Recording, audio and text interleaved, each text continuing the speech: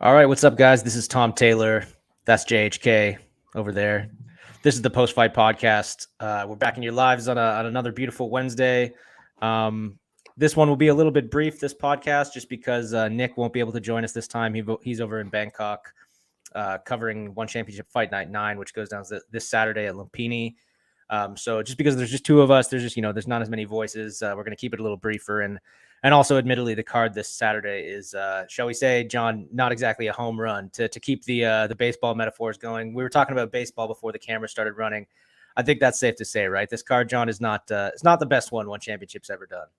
Yeah, it's there's a lot of unknown names, so to say, on this card. So you know, not much attention has been drawn to this. And it doesn't even seem like the promotion is promoting it as much as well. Have you noticed like not much noise around this show? Yeah, definitely. And I mean, I think we all kind of know why, right? Is they're sort of just going all in on this US debut that's coming up in 2 or 3 weeks in Denver, of course, on May 5th. It seems like that's their main focus right now. Obviously, they have, broadcast commitments to Amazon. They need to put on a show a month, I think. So obviously they had to keep the show going and stuff. But yeah, it seems like in terms of promotion, they're really putting all their eggs in one basket right now. This card this weekend, we've talked about it to death at this point. It's really kind of built around the main event. Nong-O defending his Bantamweight Muay Thai title against Jonathan Haggerty. But beyond that, as you said, John, there's just really not a ton to look forward to. It's there's some good fights, but there's no like big stars yet on the bill. Co-main event is Halil Amir, who's a good contender, but it's only his second fight in one. But having said all that, I guess the thing to do would just be to jump right into it and start making our picks for these fights. What do you say, John? For sure. All right, I'm going to bring up the screen here. If I can do that. Yeah, there we go. Does that look good? All right, yeah. Well, let's start from the bottom. I was thinking that's a good way to do it. As we said, the main event's a Bantamweight Muay Thai title fight. And beyond that, there's just not a ton of, big names on the card. But there are a few names that, One Championship fans certainly will recognize. First bout of the night is Janlo Sangiao, who's of course the son of Mark, Coach Mark from Team Lakai. He's taking on Matias Farinelli. We talked a bit about this matchup last week, I think, just in passing. Matias, nobody really knows a ton about this guy, I don't think. I'm not sure where he came from, but Janlo being a Team Lakai guy, this is a really important fight, I think, because as everyone knows, a bunch of top fighters just left Team Lakai. This is sort of the first high-profile fight that gym has had since, Edward Falang and Pacquiao and so on left the gym. What do you think of this one, John, to start the night? When you just look at it and look at it on paper and look at the age difference and like the obscurity of Mateus, you would think that this is a setup fight for Mark, right? He's the next wave. Right, he is the next wave. Not he is part of the next wave. He is the next wave of Team Lakai, right?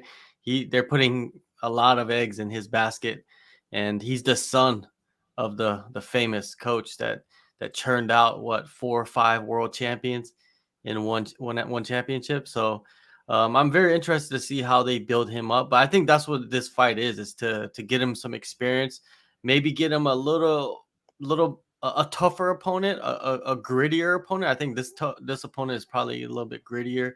Has some miles on him. He looks like he has some miles on him. I think he looks gritty, man. Yeah, he looks gritty, and I think he's gonna be able to test Mark's ground game, and I think that's what he needs as well. Somebody that will go in there and attack him on the ground, and maybe get him in the clinch, wrestle him, get him in scrambles and see how Mark does there and get him more experience.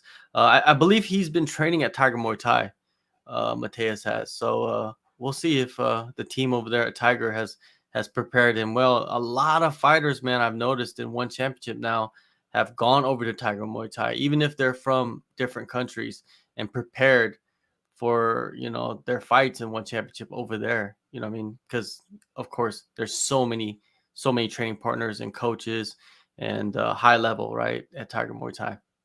Mm-hmm. Yeah, well said, man. So many guys over there now that are, in one.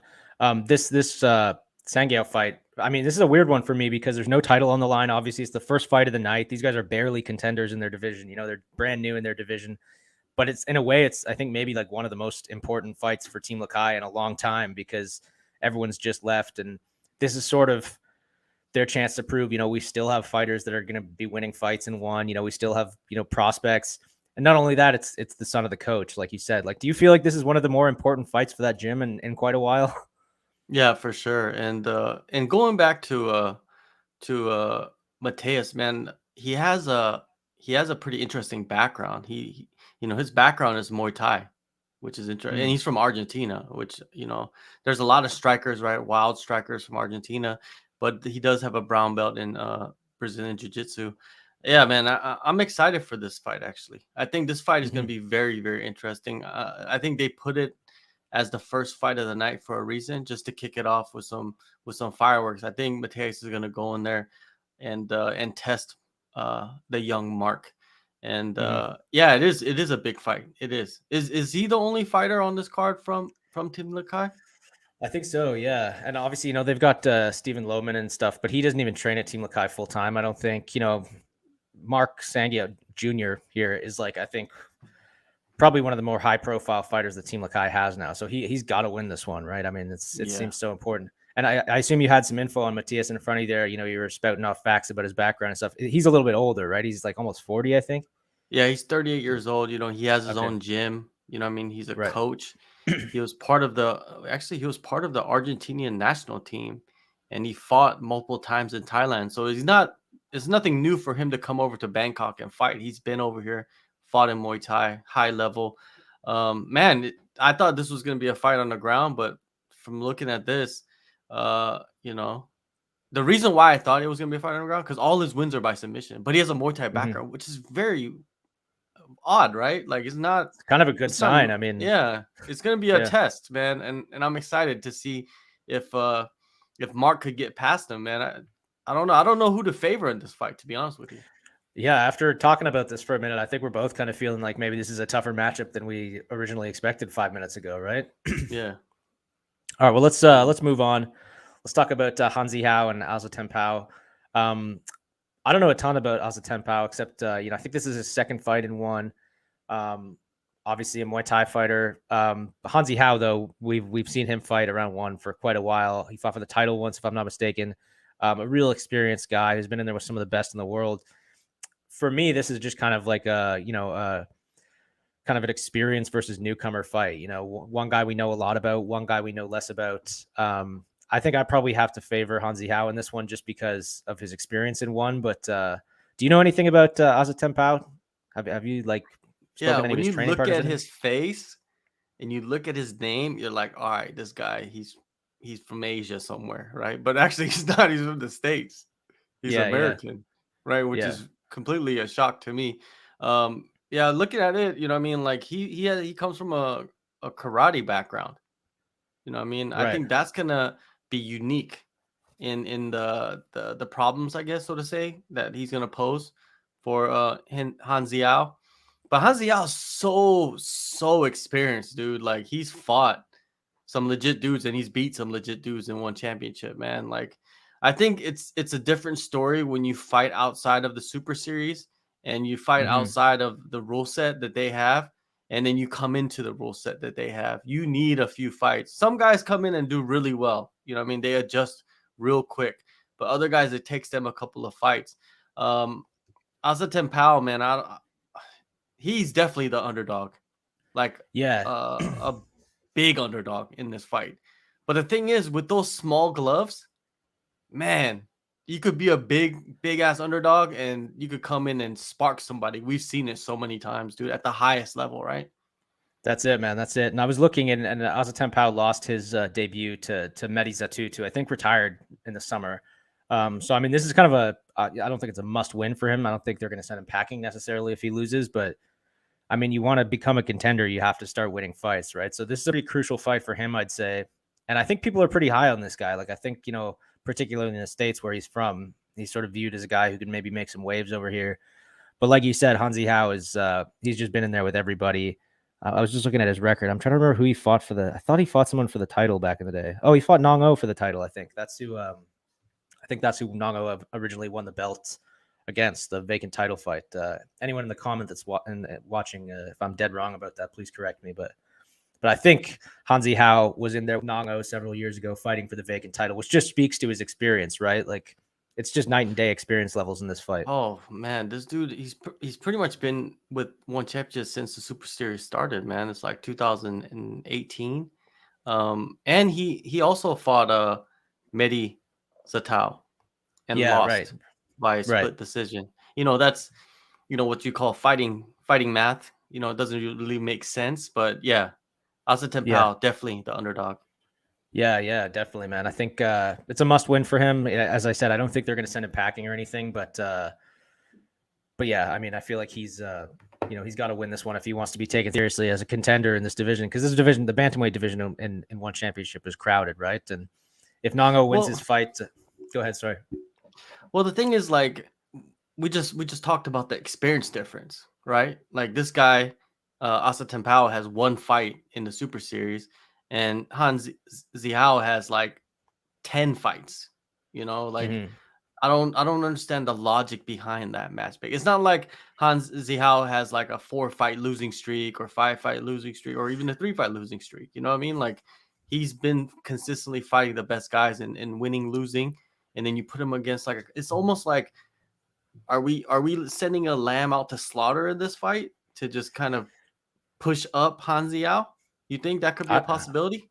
I'm not really sure. It's a weird thing in one championship. Sometimes I feel like if you're not ranked in the top 5 in your division, it's just fair game for matchmaking. Like, everyone outside the top 5 is matched up at random with each other. Like, you get, like, this fight's a great example, right? Top 5, it's a little more meticulous, but like, it's the Wild West outside the top 5, man. You never know who you're gonna fight, right? It's like, are you available on this day? Yeah, exactly. Are you available? It's like yes or no. And then you're like, all right, you're going to be fighting Han Zihao, who has 15 fights already in one championship, and you only have one. And you're like, all right, why not? You know what I mean? Like, I guess if you're in Asa Tempao's position, you would want to fight this guy because you're risking nothing. You're a newcomer. Exactly, so take the fight.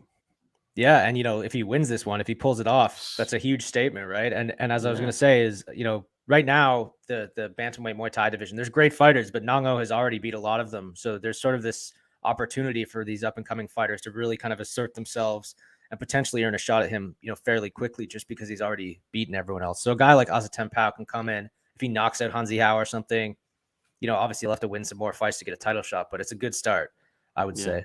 For sure. More Muay Thai after that. This is a Muay Thai heavy card, which makes sense. It's in Thailand. It's in Lumpini.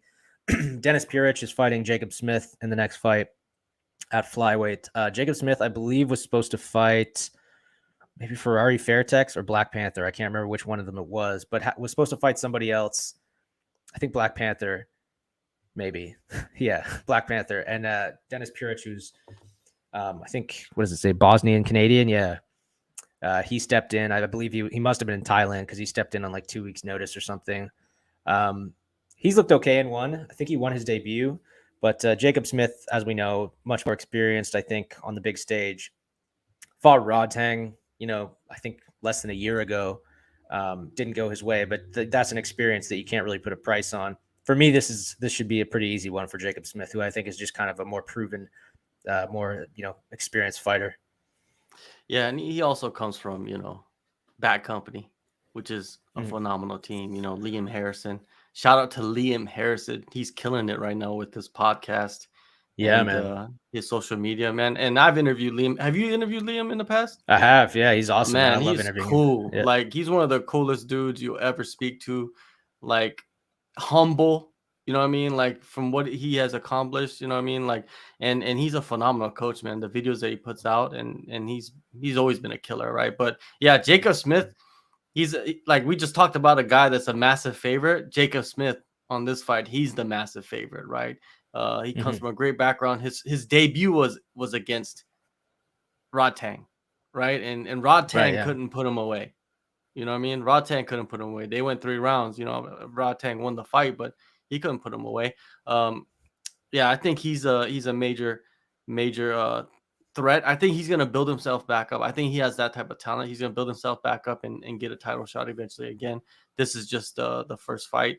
What is it? The Bosnian Menace, his opponent. He lost his debut and then won his second fight against Tajir Kalilabov. That was a cool fight. I think I It remember was, that one. yeah. Yeah, And that was a Kalilov has crazy. gotten, yeah, Kalilov is like on a nice streak right now. So like that Yeah, win kind of looks better in hindsight, I would say. yeah, but the man is 38 years old, man. You know what I mean? Yeah, He's weathered. him and Matthias, man, him and Yeah, Matthias, they've been going to the same parties, man. yeah. Um, They're weathered. So yeah, yeah, I'll definitely go with Jacob Smith in this fight, man. I think that's the smart pick in this yeah. matchup. I think we've agreed on all three fights so far. That's unusual. Usually, I feel like we disagree on some of these, but this kind of speaks to the kind of card they put together so far. I feel like a lot of these matchups seem on the surface kind of obvious, but maybe not, right? Because if we look at this next fight, Mengbo and I don't know if you said Dayani Cardoso. This is an interesting one because we know a ton about Mengbo and Cardozo. She had her debut last year. She beat Ayaka Miura, but there was a shoulder injury that sort of, raised some questions about the win itself. I just feel like we don't know a lot about her other than she's from Brazil and she sort of gives like cyborg vibes. She seems like a knockout puncher. Like she's obviously very strong for the weight class. She's sort of an X factor. And the question for me is like, how aggressive is she going to be? How hard does she actually hit? And can a veteran like Mungbo withstand that? What's your take on this one, John? Well, the thing is, like, she made her debut against a grappler that has Mm-hmm. no striking. Mm-hmm. Pretty much none. Ayaka, she's a grappler, like through and through, right? Have we ever thought of her as any like even like a mid-tier striker? Not really. You know what I mean? She's all about the head and arm, the head and arm Yeah. throw and try to get them in that position and try to put the submission down or somewhat of ground and pound or whatnot. But like I don't think of her as like a striker. Now you get Cardoza to come in against someone that's a seasoned vet, a seasoned striker that can defend against takedowns. Now she gets a test, right? Cardoza, she's jumping into the deep end, and I like the matchup for Mengbo. You know what I mean? I feel like this is a matchup where she could test some things on the feet. Her Mm-hmm. last fight was a really important fight, I think, for her mentally as well. You know what I mean? She wasn't doing well and she had some problems with her weight. You know what I mean? Like there's a lot of stuff going on with her. And to get that victory the way that she did, and it was pretty violent, man. Like those It elbows on the was, yeah, ground it's were nasty. pretty nasty, right? And that's something you need, I think, as a fighter. And she's still so young as well. Cardozo's 26. Mengbo, how old is Mengbo? Let me She's see. 26 too, man, which was Okay. astounding to me. I can't Yeah. believe that. In my head, she's like, at least 31 or something. She doesn't look it, but like she seems to have so much experience. We all know about that Wei Lee fight way back in the day. Yeah. Yeah, it's just yeah, she seems like she should be older than 26 based on everything she's accomplished so far. Nick, as I said, is in Bangkok covering these fights live. He interviewed a bunch of these fighters I guess yesterday. He spoke to Mungbo. She wants a title shot if she wins this. I think Cardoso is obviously looking for a title shot. Zhang Jingnan needs challengers. We know that. There's really nobody else for her right now. But this one is weird, though, because like we said, Cardoso, she had her debut a year ago. Sort of dubious win because Ayaka hurt her shoulder in the fight. And then Mungbo, of course, had that amazing win last year against Jenilyn Olsum in like 16 seconds or something, right? But she missed weight. And before that, she'd lost 2 fights in a row to, I think, Tiffany Teo and Ritu Phogat. So Mhm. this kind of feels like a number one contender fight. But having said everything I just said, like neither one of these girls is exactly like a super obvious contender either. But I feel like the winner has to get a title shot. Would you agree with that? Yeah, I think that this is what it is.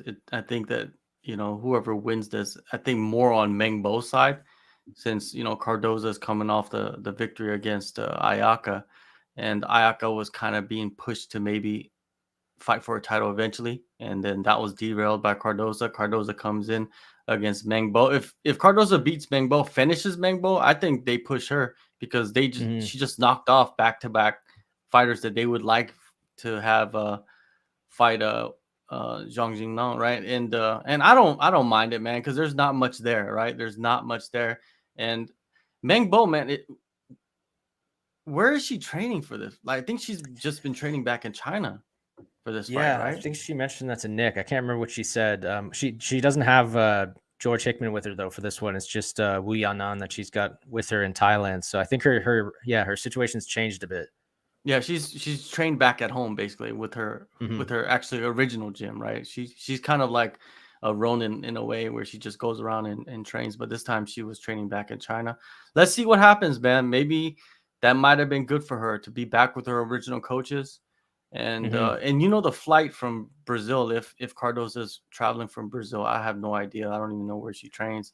I think Um, she must train in Thailand.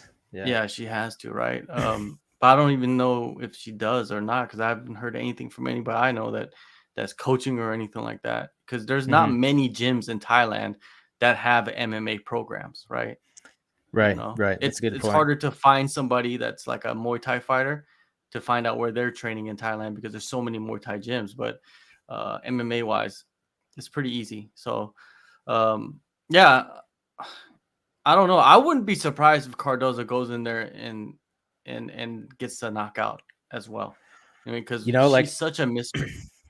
yeah, she is a mystery, and that's really it, And I feel like on the one hand, that would be good for one because then you have this sort of scary Brazilian challenger, a knockout artist coming in to fight Chong Jingnan, who's known as a striker herself.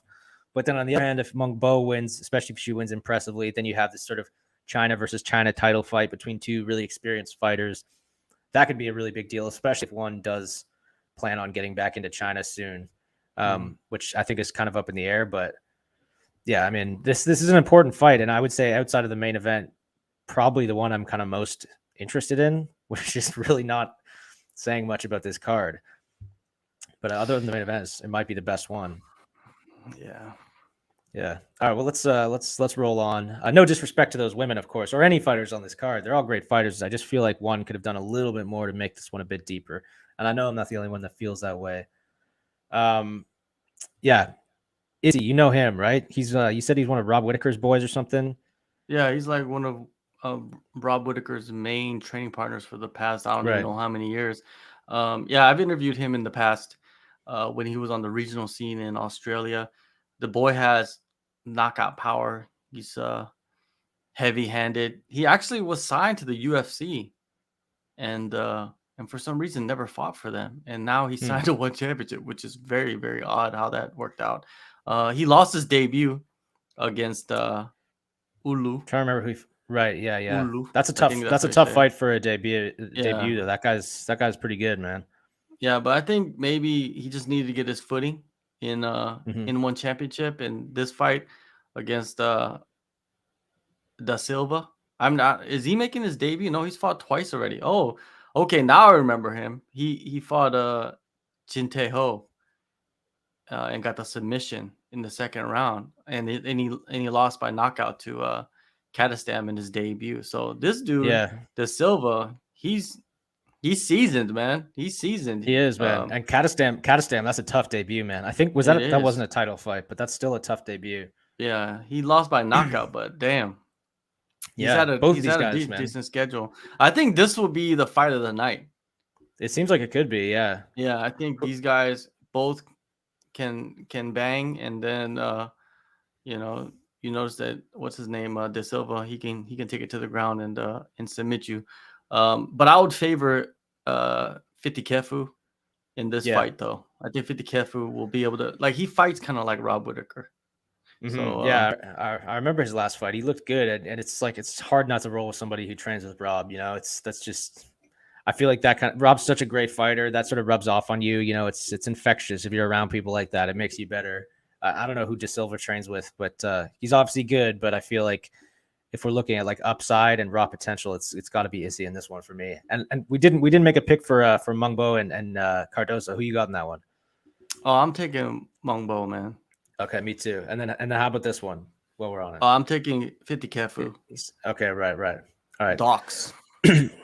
Yeah, man. I mean, he seems like he's got a lot, a really good upside, and like I was saying about the Hanzi Hao fight, there's, I mean, obviously the title situation in the welterweight division is a bit strange right now because Christian is out indefinitely following the death of his little sister, which is understandable. But there's not really any contenders. Whether there's an interim title introduced or whether Christian comes back, there's not really a ton of people there. There's Roberto Soldic and Murat, of course, but beyond that, there's nobody. So it only takes a few wins in fights like these for people to kind of become contenders in this weight class, and especially a newcomer like Issy, who obviously has a lot of upside, comes from a reputable gym. I feel like if he wins this one and wins one or two more, we could be already talking about him for a title shot. But hey, who knows? Let's roll on here. Man, this card is no comment. There's no point in complaining about it. I'm sure it'll be fun. Next one, though, is an important one. Atomweight MMA. Denise Zamboanga is taking on Julie Mezabarba from Brazil. Julie's unranked, but Denise, I think, is number 3 in this weight class. It's a bit of a strange fight, right? It's like, why is the number 3 contender fighting someone who's not ranked when there are presumably other fighters available? But I did speak to Denise a week or two ago, and she said they talked about her fighting Tiffany Teo. They talked about her fighting Ritu Phogat, and neither one worked out, so they landed on Julie. I got to go with Denise in this one. I just think she's better. She's more experienced against good fighters. But, she's really high on Julie herself. She had a lot of nice things to say about Julie's ground game and her striking. So I think this could be closer than people think. But my take would be Denise wins. What do you think? Denise, man, her last fight, that was a controversial one, right? Mm-hmm. The split decision against I think it was Lin Hershin, right? Li Shin, right? And Julie, she hasn't really been performing the best as well. Not like a world beater. I feel like we overhyped Denise Zamboanga for a long time. We overhyped her, and then when she actually got in there, yeah, I think we did, man. I think the performance that she had, and I'm guilty of it too. I was hyping her to be like the next champion. If you go back, probably, in a lot of the shows that we did in the past talking about Denise, I was riding high on Denise, thinking that she's gonna go in there and just beat the nuts off everybody, right? But she hasn't. She hasn't, man. She stumbled against Hamzai, and in the second fight against Hamzai, clearly showed levels of a skill set, between those two girls. And then she barely won the fight against Lee. I think this fight is a lot closer than people think, but I still will give it to Zamboanga. I still will give it to her. Like you said, we only could go by like what she's done, and she's done decent, against like she did beat Jin Radzuan clearly in that fight against her, and then she beat Mei Yamaguchi as well. Yeah, it was that May win that I think really impressed people. Yeah, but the thing is, like, when you look at what May has done after that, she also has lost to Julie, and she was clearly, on a decline, or just she's just hasn't been able to perform at the level that we have known, what we have seen from her. We've been living off the Angela Lee fights, and after that, I feel like she has kind of declined. And now she's not even with one championship anymore, right? So I'm going with Denise in this fight. I think this is also going to the judges. I don't think there will be a finish in this one. Yeah, I can see this one going the distance too. And I'm going Denise as well, like I said, but I think it's going to be a little bit closer than we're imagining.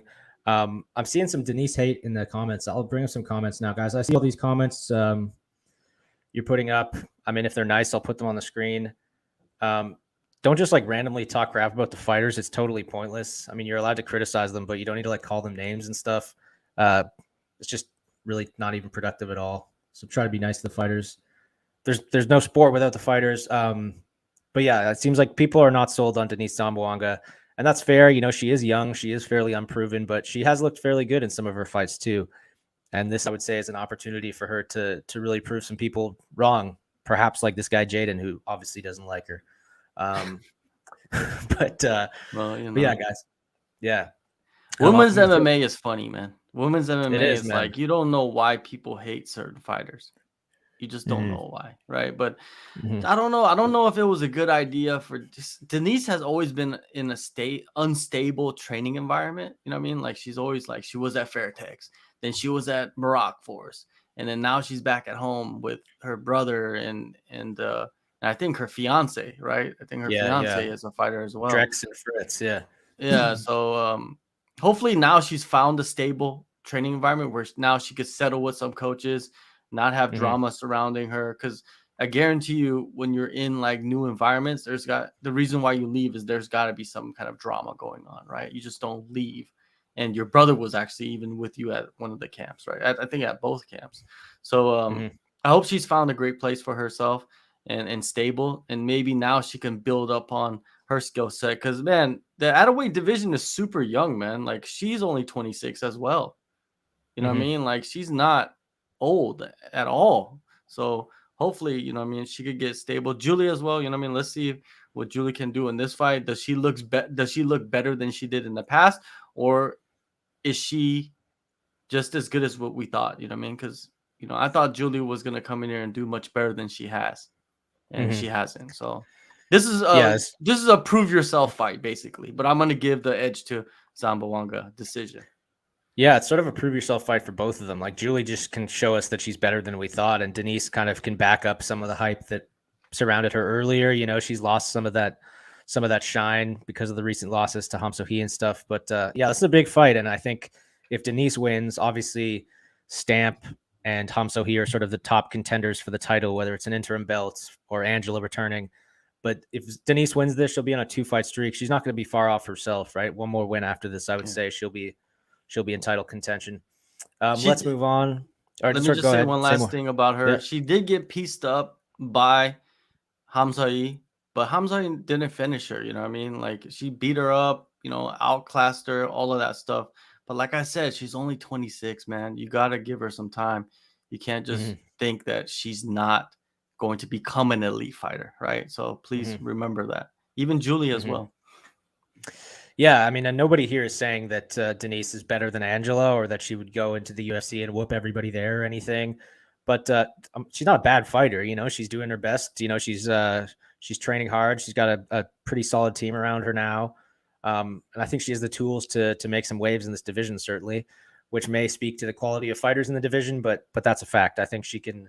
She's one of the better fighters in this weight class right now. I think we can all agree on that.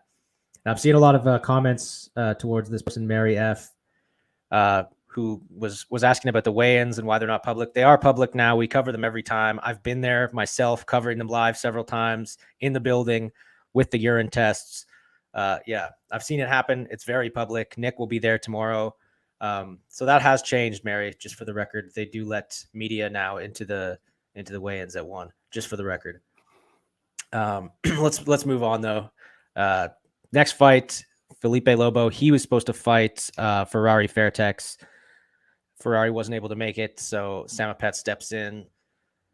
This might be a better fight, honestly. I don't know a ton about Lobo except that he got knocked out by Nong-O last year. That was a short notice title fight, I think, if I recall. He stepped in to replace somebody else. I have to go with Samapet in this one. He's just, I think, the more experienced guy. Has been fighting higher quality, opposition, I would say, and certainly has been in one for longer. This is one I don't feel like we need to spend a ton of time on, but yeah, Samapet for me in this one is seems pretty obvious. Both guys have been knocked out by Nong-O, Mm-hmm. which is interesting. And Lobo, man, he's not he hasn't had an easy road in his 3 fights with one championship. His second fight was against Rodlek, man, and he beat Rodlek by decision. So I don't Okay, think right. he's a pushover. No, Rodlek no, I don't is think a so. good Yeah. fighter, man. I think I'm gonna take the underdog in this one. I'm gonna take Lobo against All right, that's good. Samapech, because Samapech is coming in on short notice. I think I know in Muay Thai is different. You know what I mean? Like Muay Thai, they're always training. These guys fight constantly. I mean, especially the Muay Thai or the Thai fighters, especially. But I'm gonna take Lobo, man. I think Lobo goes in there and has something for Fairtex. You know what I mean? I haven't been really too impressed by Fairtex as of Mm-hmm. late. You know what I mean? I expected Fair. more out of him. And he's been around for a long time, like you said, with one championship. But man, I think Lobo's gonna have something for him. Let's see. Let's see. Mm-hmm. I think this is the most interesting Muay Thai fight of the night besides the main event, right? This is the All right. one Yeah. where it's like, hey, this one is gonna be something. Mm-hmm. Yeah, it's going to be a good one, I think. I'm just going to throw a quick comment up from Rio, who still has some criticisms of Denise, which is fair. Rio, I just got to ask, man, last time you didn't like Tiffany Teo, you seem to have something, negative to say about most female fighters in the one championship atomweight division. And I'm not trying to be disrespectful here, but what is the solution for you? Do they just cut everyone on their roster because they're not up to your standard? I just don't know what you expect to happen here. They have an atomweight division. They have to populate it with fighters. I just don't really know what the purpose of hating on them all is, and I know you're not insulting them, but, downplaying their skills, talking about how mediocre they all are. What's the goal here for you, man? What would you like to see happen? Should they abolish the atomweight division altogether? I just don't really know what the point of all this hating is, man. And again, not a criticism of you. You're allowed to have your opinions, man. I'm just curious what the purpose is here. So please let me know.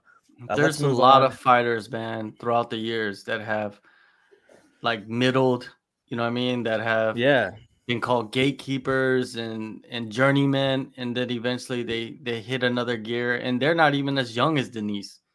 And they become champions at major organizations. So that's just all I got to say about that. You know what I mean? It's just, you got to give them some time, especially if you're in your mid-20s. If you're in your mid-30s, then it's justifiable to say somebody might be not as good as the elite fighters in that division. But 26, man, it's not, there's a lot of time. It's true, man. There is time. Let's move on. We're into the top 3 fights now, and they're actually quite good, these top 3 fights. We've talked a little bit of smack about this card, but I think these are kind of interesting fights. First up, Strawweight MMA, Bokong Masanyane against Hiroba Manoa from Japan. Both of these guys got their butts kicked by Jared Brooks last year. I think Hiroba may have been late 2021. I can't remember, but in the very recent past, both of these guys had, fairly decisive losses to Jared Brooks, who is now the champion. Under ordinary circumstances, just based on their positions in this weight class, they're both in the top 5. You would think that this might be a number 1 contender fight, but of course, the fact that they just lost to the champion, I don't know. I really don't know where the winner goes from here, but it's a good fight. They're both grapplers. I really don't know who to pick in this fight. I feel like my instinct would be Bokong, except I just feel like his only good wins in one, this isn't a criticism, but like he hasn't won a fight in one in quite a while. It was a long time ago against guys who were not honestly that great. I just feel like I have some questions about him. He needs to like back up some hype for me. Hiroba, I feel like, is actually the more proven commodity at this point. I just I'm more confident about his skills, but I mean, what do you think of this one? Hiroba, his 2 wins and 1 championship have been by split decision, and that is a red flag. Like, he's barely squeaking past the competition, right? But then you got Bokang, who does have a clear unanimous decision win his debut, but then his second fight was like, it was a knockout, but it was like one of those knockouts where it was like out of nowhere. You know what I mean? Pretty much like it. I want to say it in the nicest way, but it wasn't like, where he was setting up something and it was like, it wasn't like, it was just like out of nowhere, just boom, a knockout. It was the head kick, right? The head kick knockout. 37 seconds into the fight. You know what I mean? So I think this fight, or the last fight, told us a lot about Bokang, the Jared Brooks fight, where Jared Brooks took him to the ground and melted him. And I think Hiroba has the skill set, right, to be able to do something similar to that. And I think it might be like another split decision where Hiroba wins. You know what I mean? Like, then, because I don't know how defensively sound Bokang is against, we've seen him against Jared Brooks, but now we got to see him against Hiroba, who's not, as a talented grappler as Jared Brooks, but I feel like he does have the edge in that department. And that could be something that could neutralize Bokang and kind of keep him in a tight spot and win a decision. Yeah, that's a really good point, actually, man. I feel like Jared sort of laid out the blueprint for beating Bokong. You just have to be, Bokong's a wrestler too, but you just have to be a better wrestler than him. Obviously he has some holes maybe in his jiu-jitsu defense. So the question for me is Hiroba good enough? Is he close enough to Jared's level to kind of do something similar? Can he take Bokong down? Can he tire him out? I think it's fair to question Bokong's cardio. I don't think we've seen him go the distance in a while, maybe ever. Yeah, there's a lot I feel like we don't know about Bokong, which is strange considering he's, I think, the number 1 contender or number 2 contender in the weight class. But again, this fight will tell us a lot about both of them. I'm excited for this one. It should be good, hopefully. And I know Jared will be watching closely, and Joshua Pasha will be watching closely. The lightweight fight up next, I think, is sort of a similar fight, right? Where it's like two guys that, well, Halil Amir, he won his debut against Timofey Nastyukin last year. Huge statement in your debut. It was a 2nd-round knockout, I believe, of, a former title challenger, a real veteran in one. And then he's fighting this guy, Maurice Abevi, who I think has quite a bit of hype behind him, but is making his debut sort of a mystery, right? But even Halil is a mystery at this point too, because we've only seen him fight once. We don't know a ton about these guys and how they stack up against like world-class opposition. What's your take on this one, John? I'm gonna take Halil, man. Like, he impressed me with that knockout of Timofey Nastyukin. Yeah, like you said, Maurice, he's kind of like an unknown, you know what I mean? But he's training at the same place as Timothy Nastyukin for this fight. So we will see, man. We will see if Maurice is the real deal. He's I think he's super young. Well, he's 20. No, how old is he? He's like 23 or something. Yeah, he's only 23 years old. He's pretty tall for the division. He's at 6 foot. I'm gonna be interested in this fight, but I think Halil is clearly the favorite. And yeah, man, he's action packed, man. Yeah, I don't know why they put him against a Bevy after that Timothy Nastyukin fight. Maybe nobody wanted to line up against him, but in this game, I think like you just fight who you can fight and build your record and maybe win bonuses. You know what I mean? Because Chacho gives out bonuses like hotcakes, right? So perform well, man, get wins, get bonuses, and then eventually you're gonna get a big name. And I think Halil's on that path. And this fight, he's clearly the favorite. Yeah, clearly. And this is one too where even though he's fighting a guy making his debut, if he wins this, especially by knockout or something, he'll be 2-0 and 1 in one of the better divisions in one. I mean, again, so much depends on Christian and Angela, specifically with this card, right? There's so many contenders in their weight classes on this card. It depends what Christian does with his lightweight title, if they introduce an interim lightweight title. But if Halil wins this one, he's going to be right there in the conversation, I would say, for a crack at the title, whoever has it at that point. So this is a huge fight for him. And it's kind of unfortunate, I think, that he's fighting a guy making his debut. But then again, he was making his debut in his last fight, and Timofey accepted that fight. Maybe that's just the way it is in one. You take the fights that are offered. Do you know anything about this Abevi guy? Have you seen any of his fights or anything? No, I haven't seen any of his fights, but I just know that he's training at Tiger Muay Thai. I saw his coach, or one of the coaches from Tiger, flying over with him and Mateus, who's fighting on the opener of the card. He's Brazilian. The thing is, like, they say he's a skilled grappler with a Brazilian jiu-jitsu blue belt, but it's like, right? What? How skilled of a grappler can? Like, I think if you're a skilled grappler, I don't know. I don't know what that even means. You know what I mean? Like, skilled grappler with the blue belts. Like, then what's a skilled grappler with the black belt? When I hear that, I always just assume it's a guy who only does no gi and is just not getting belted, like just not doing the belt system. You can get really good at jiu-jitsu and without a gi. A lot of people do, I think. Yeah, but it is weird to what is he, 6-0, I think? Yeah, 6-0, undefeated. Yeah, it's just there's not much known about him, but we're gonna find out, because he's jumping into the deep end right away. That's it, man. The deep end, no doubt. I'm gonna throw this comment up from Rio. He responded to what I said.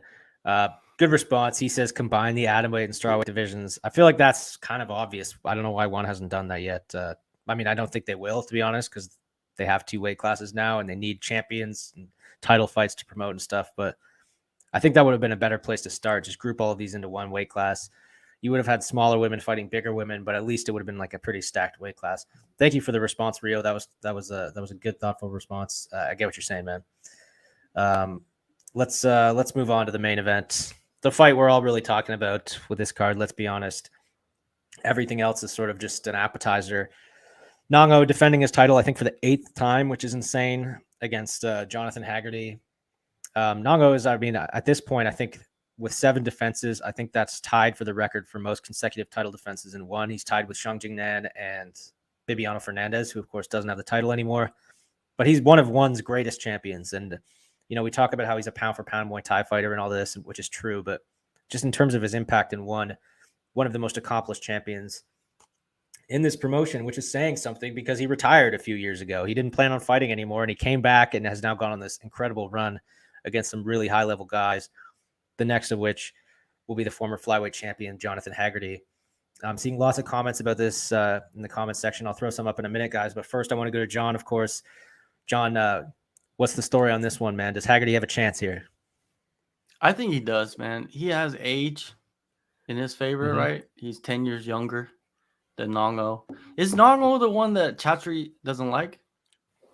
I think Chatri likes him. I mean, he used to be an Evolve guy. I think they maybe have had a complicated relationship at times, but I think they're good. Or was it Sam A? Was it Sam A that Chatri didn't like? Like there was like those rumors flying around. Or was I think you're thinking of Nong-O. Yeah, I think it's Nong-O, but I think they're good now. Yeah. Okay, because they read into like Chatri when he gives out the belts to the winner of fights, and they look at his like facial expressions, and I think Nong-O, like he didn't seem like he liked Nong-O winning the title over and over and over again, right? But but Jonathan Haggerty, man, extremely talented guy, right? Diverse skill set, fun to watch, and I think he does pose some problems for Nong-O, but man, you gotta favor Nong-O in this fight, right? Just from like what he has been able to accomplish throughout the years. And we haven't really been seeing any kind of like drop off, right, or decline in Nong-O at all. He just knocked out Ramazanov, right, who's a young, like hungry contender, right? He knocked him off, and before that, he knocked out Liam Harrison, right, a veteran, super skilled, and then he knocked out he has like 5 knockouts in a row: Rodlek, Samapich, Lobo, Harrison, and Ramazanov. That's crazy, dude. That's like a good streak, man. Dude, he's like, did you just say like he's probably one of the most, probably definitely a GOAT of Super Series, right? Oh, like, for sure, yeah. There should be no doubt about that, right? He's like, in terms of the numbers, he's the most accomplished champion in Super Series, like without any debate. Yeah. And I saw that you know who was training with Nong-O for this fight? Shannon. Who's that? Oh, nice. Yeah. Oh, I saw that. Shannon. Yeah. Shannon was down there, and who else was training with Nong-O? Was it Sanchai? I forgot. There was one other like well-known Muay Thai specialist training with Nong-O. Haggerty has only lost to Rod Tang twice, right? And and in those fights, I don't remember them like clearly, but I feel like he was competitive in one of the fights, right? In the first one, yeah. In the first one, he thought he won it, yeah. So, I don't know, man. If Jonathan Haggerty goes in there with reckless abandon, like he shows no respect to Nong-O, I think that's where his best chance lies right there. It's just no respect, disrespect. Go in there, throw everything you got at him, because like you have nothing to lose. And if you get knocked out, you get knocked out, but put yourself at risk to take him out. Yeah. Ghost Phantom knows all the ins and outs of this matchup, man. I ain't gonna go against Ghost Phantom in any breakdown or anything like that, but that's what I want to see from Jonathan Haggerty in this fight. I want to see Jonathan Haggerty go in there and just show no respect, just have complete disregard, disrespect Nong-O's record, his GOAT status, and just fly in there with elbows. That's what I want to see. Elbows, just down, what is that? Down elbows, up elbows. You know what I mean? Try to cut Nong-O. You know what I mean? Maybe even get a stoppage by the doctor.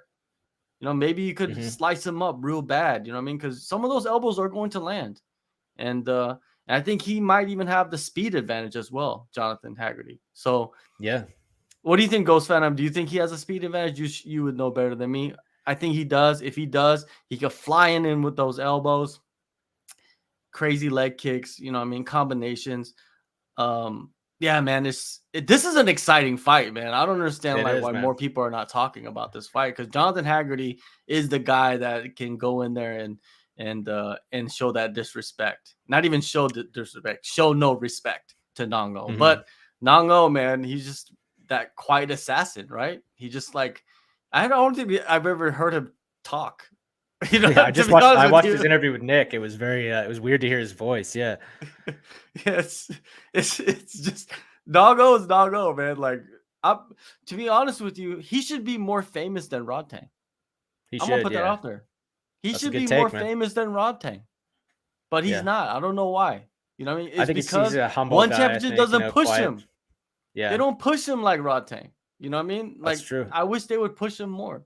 But man, if Jonathan Haggerty can go in there, I would like to see Jonathan Haggerty go in there and win this fight and maybe knock him out, and then it sets up like a rematch. And I would love to see like a trilogy started with this. Oh With yeah, this, that'd be right? great, man. Almost Yeah, like Rod Tang. You know, he fought Rod Tang twice. He could sort of yeah, have a similar thing up here with Nong-O. And then of course, yeah. if he wins, if he beats Nong-O twice, that opens up like all these fresh fights in the bantamweight That's division because right. Nong-O's already beat everybody, right? Haggerty's brand new to this weight class. And if he does, then Rodtang could move up, right, Yeah, and challenge challenge Haggerty. Haggerty if he's the champ. You know what I mean? Like, it sets up so much, right? And Yeah. I'm not saying Nongo is gonna lose, but I'm saying like if Jonathan Haggerty can go in there and get that victory spectacularly and just like call out Rod Tag even afterwards, like I don't want to fight that Nongo. I want no rematch. I want Rod Tang to move up. Let's do it in the UK, in America, whatever. You know what I mean? But Hmm. I'm thinking too far ahead. But in this matchup, of course, I'm going with Nongo. The Yeah. dude is Yeah. the GOAT. It's like picking against Demetrius Johnson, right? It's like hard to pick against Demetrius Johnson, right? It's like Yeah. picking Yeah. against John Jones, right? It's like it's hard to pick against. It's like picking against Taiwan Chai. You know what I mean? It's Yeah. like picking against someone like that, right? Nongo, it's hard to pick against them, but Jonathan Haggerty's gonna have he's gonna have a game plan. He's gonna pose some interesting threats. And that's what Hmm. I'm interested to see is how he comes Hmm. out and if he's gonna come out lightning fast and just try to go in there and get it. I'm thinking like Dr. Stoppage. I think that's what he should be looking for instead of trying to knock him out. Just cut him up real bad, and the doctors are like, no more blood. Yeah, you know, as someone said in the comments, Nongo did get cut in his last fight, I think, with Ramazanov. Obviously, not a decisive cut that ended the fight or anything, but he can bleed. He is a human, right? And Haggerty, we know, has those elbows that come from all angles. You know, he's like a helicopter blade. This guy, man, he's got great Mhm. entries. He's got great footwork. Like you said, he's fast. He changes stances. I mean, he's got weapons in this fight. He's got, you know, a lot of weapons in this fight. The problem is though, is that he's fighting Nong-O, who, as we've said, is one of the greatest champions in one. And picking against him, man, it's like picking against the sun rising tomorrow, man. It's not an easy thing to do. You know, you never feel confident picking against a champion like this. But this is an incredible fight, one that could, you know, change so much in this division, open up so many exciting possibilities in this division, as you said, John. And this is And in it's a ring. It's not even in a cage, right? yeah, So I yeah, think the which is awesome. ring it makes it much better, man. The cage in Yeah, the cage Muay Thai, I'm not into it too much. yeah, It's like yeah. the I agree. grappling stuff. I agree. Yeah. Well, there's no grappling on this card, so we don't have to talk about it Thank this time. God. But yeah, but you know, it's a shame because this main event is really incredible, and I feel like it's sort of nobody's hating on the main event, but people are hating on this card so much that it sort of distracts from how good the main event is. It's almost like if there was a better co-main event, we would appreciate this main event more. You know, they were just like everyone's reaction is just to be like, "Oh, this card sucks," rather than being, "Oh, what a main event." I feel like one sort of, you know, shot themselves in the foot a bit on this. Like if they had built a really good card around this main event, man, people would be fired up for this card, you know. But we've lamented that enough at this point, I think. Guys, I guess I should say I'm picking Nong-O in this, but as you said, John, I mean, it's Haggerty's got a good a shot at anybody in this fight. He's got the skills. He's younger. Guys, let us know who you're picking in the comments. If you have any questions, now would be the time. I think we'll probably just go for another couple of minutes. We're going to keep this one brief. We've gone through the whole card now. So any questions about this card or the other kind of rumblings in the one championship world, now would be the time to throw them up. I saw some people talking about Superbon's comeback against Tayfun Ozcan. That's something that Chatri mentioned a couple of weeks ago. We talked a bit about that. Good comeback fight for Superbon, but he also, I think, mentioned Chingiz Alazov and Murat Grigorian. John, do you have any thoughts on that fight, the Chingiz Alazov and Grigorian fight? Man, I'm down for both those matchups whenever they have them. You know what I mean? You'd have to go with the champion, right? Chingiz. That his name, dude. Like it's better than Superbon. Superbon's a crazy dope name, but Chingiz, that's like Madonna or Prince. Well, here's a fun fact for you, man. Chingiz is what in Mongolia what they call Genghis Khan, like the conqueror Genghis Khan. Yeah. In Mongolia, they call him Chingiz. So that name in like that part of the world is like the name of an ancient conqueror, man. You know, this is not just a cool sounding name. It has like real historical significance too, I think. That's a badass name. I agree. It is a badass name, and the dude is a killer. And I love that. I love that, like, not one guy is like, because we expected Superbon to come in and kind of like run the table for a little bit, you know, but it wasn't the case. Like, he didn't run the table at all. It just like came back and got knocked out. So I love it. I love how it's rotating because it's so deep, the division. And, you know, Chingiz fights. Is what's his name ever coming back? Giorgio? Yeah, Giorgio. Is he ever coming back? Like, I think if so. He's gonna come back, he needs to come back. He fought now, outside right? one. Yeah, he fought outside one last year. I don't know if he has since, but I think he was talking recently about coming back. But yeah, he needs to, man. He's getting older. He's still, I think a lot of people consider him one of the 5 or 6 best pound for pound fighters in kickboxing. Yeah, he needs to come back. I agree. He needs to come back and rematch Superbon. Like, let's get that rematch going. He wins that, he gets a title shot. Let's put him in there. You know what I mean? I think that would be the most logical thing to do, right? If Superbon is available to fight. But I wouldn't be mad if they threw him in there immediately for a title.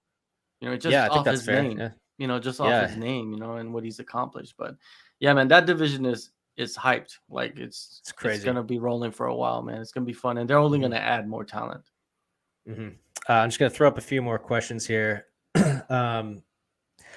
Question about the Francis Ngannou coming to one. We talked about this a bit. Thank you, John, for the question. I honestly don't see Francis coming to one. That's not, you know, criticism of either party. I just don't really think it makes sense for either of them. I think Francis is too expensive for it to be worthwhile for one. I don't know that it really makes a ton of sense for Francis to be fighting in Asia. I think he wants to do boxing. It just sort of seems like a bit of I just don't really think it makes sense. But John, what do you think? Is this going to happen?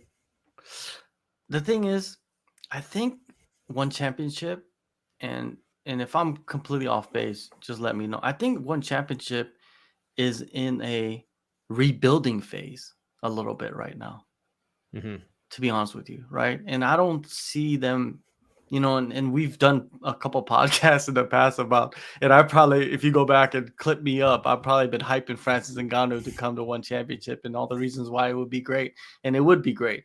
But I think the organization where they're at right now with them spreading into the US and getting TV deals and all this stuff, I think they're in a rebuilding phase, right? They've reached to a certain level in the past 10 years. Now they're kind of like, they've probably done a self-assessment and say, okay, now we need to focus on, and that's why you haven't seen them doing certain like types of promotions, you know what I mean? Because if this was like 3 years ago, they would have been pumping this card much more, right? On social media, they would have been promoting it much more. But I think like they're in some kind of rebuilding phase, to be honest with you.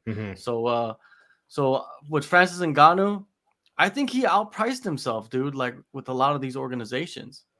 And maybe he's using guerrilla tactics, but and that might have put a bad taste in the people's mouths, right? With a lot of these organizations. I don't know. We're not in the boardroom, but it's very, very interesting that he hasn't signed with anybody. It's like he's trying to play puppet master with all these organizations, and then like one by one, they're all falling off the strings. And then it's like, who's left? And whoever is left, are they gonna pull their offer? And then is Francis gonna be stuck with nothing? Because I saw something about him in the boxing arena. Like right now, there's all these like super fights like being made for the next couple of years in boxing in the heavyweight division, to where Francis Ngannou might be left out in the cold. Yeah, exactly. With no opponents, right? So if that's the case, that's a problem, dude, for Francis Ngannou, and that actually puts the power back into the hands of the organizations rather than him, because he's kind of like priced himself out and just delayed his return, and I don't know, man, but it doesn't really make sense if you really think about it. One championship signing Francis Ngannou, because the heavyweight division, like, is the ROI, yeah, return exactly. on investment. Is it gonna? Word, that's the word. That's the acronym, right? ROI. Does it make sense? I don't think so, man. For one championship right now. Yeah, fair enough, man. That's a good take. I'm just going to address this absolute miserable hater, Mary F, in the comments, who doesn't seem to have anything nice to say about anything. Mary, catch this block. We've discussed everything you've asked about a million times on this podcast. You just seem like a totally miserable person. Go away. All right, that's taken care of. Let's move on to the next question here. John KL, a good friend of the show, throwing up some good questions. Asking about the UFC kind of double booking on the same weekend as one's pay-per-view in Denver. What is the card that they have that weekend? Why can't I remember? What date is that? It's the 5th and 6th. It'd be the 6th for you, I think. April? Yeah. May. Or May. Oh, yeah, May. Yeah. That's UFC 288. Yeah. Right. Which is thankfully not huge of that huge of a card, right? Especially since that co-main event fell through, the Charles Oliveira fight. Yeah. But it's still a pay-per-view, though. It's still the UFC, right? But I don't think it really matters. I don't think, combat sports fans, they're watching. They're watching everything. If they're watching, if you're a one championship fan, if you watch one championship, it doesn't matter if a UFC is going on. It doesn't matter, man. It's just, it doesn't. You just watch what you watch. I don't think the UFC is really all that concerned about one coming yet. Nah. If one starts making some huge shows in the States and making some real waves, then they may start to sweat a little bit. Maybe. That's, again, a maybe. The UFC is so well established. Like, I don't think they're really afraid of anybody else at this point. One doesn't care. UFC doesn't care about one. They don't care about PFL. They don't care about Bellator. They don't care. They don't even care about the major boxing, right? They do sometimes where they kind of like move the time, but they never have like a pay-per-view on like one of these major boxing events, right? But nowadays, the Floyd is basically gone, right? That was kind of like the major boxing events that was happening. And outside of that, who's the last person that would command that the UFC move their event or the time of their event, right? So I don't think it's a big deal. The interesting thing about this question from John KL, though, was that BKFC has their big card in Denver like the weekend before one. And that to me seems sort of relevant just because it is a big card that BKFC is putting on, at least as far as BKFC cards go. It's the one with Luke Rockhold and Mike Perry, just a ridiculous fight. I'm not commenting on the quality of these fights or, BKFC itself or anything, but they've got something that combat sports fans seem to be paying attention to in the same arena the week before one championship. And presumably there are going to be people that buy tickets for the first one and don't go to the second one. I was a bit worried about that, but one claims that they've sold out that show. So I guess it's all right. But I don't think one needs to worry too much about a UFC being the same weekend. I thought maybe the BKFC being in the same arena so close to the one show might be a problem, but it seems like it's not. So yeah, I mean, that's my take, John, but who knows? I don't think the UFC is paying any attention to one at the moment, if I can be completely honest. Nah, I don't think so. It's not such a big deal. All right, I'm going to get to 2 more questions and I'm going to call it. I think here's one. Will the numbered events return? Or will we not see them back until the Lumpini deal? I don't think the Lumpini deal is going to be over for quite some time. I think it's going to renew at the end of this year. I think that is going to be a regular part of our lives as one championship fans for a while. As for the numbered events, I was talking to Nick about this. I think it kind of feels like they have to do, they have to go back to these double headers because the Lumpini cards just aren't that stacked, other than the tentpole ones, the one that had Regina Ursel and Sinsamut fighting for the title a couple of weeks back. But, week to week, they're not that stacked. So the fans in Asia suddenly don't have like evening cards, big one championship evening cards to watch anymore. And there's fighters that need fights. We've talked about John DiBella and Zhang Dingnan and Tang Kai. There's all these champions waiting for fights. And if it's just one card a month, one big card a month, there's just not really space for them. So I personally hope that we get the numbered events back What do you think, John? Aren't the fight nights the numbered events now? I guess so, but before they were doing, for a little while last year, they were doing the double headers where they'd have like the Asia card and then the Prime Video card, right? Like they had, Yeah, I think yeah, that's too much work, man. I that's think they too much were work. doing that Yeah, to yeah, get the TV deals right, but now that they mhm, have the TV deals, I don't think that we're gonna get those big events like that anymore. I don't think that they need to stress themselves out by doing that. But I would like to see them do at least 2 shows a month, yeah, like a numbered event, right? yeah, Um, but to me, their focus is on like the Amazon Prime deal, right? Where their shows are in the evening in North America, because that's where like most of combat sports fans are located, basically. mhm, And Amazon Prime is an American company. But yeah, so like I wish like they're gonna do that, and then for the Asian, like the Asian fans, the fans based in Asia, Friday fights are the fights that you can watch that are still one championship. You know what I mean? And kind of like that's how they're balancing it out. And I mhm. think they're gonna roll with that for a while. I think we need to get used to that.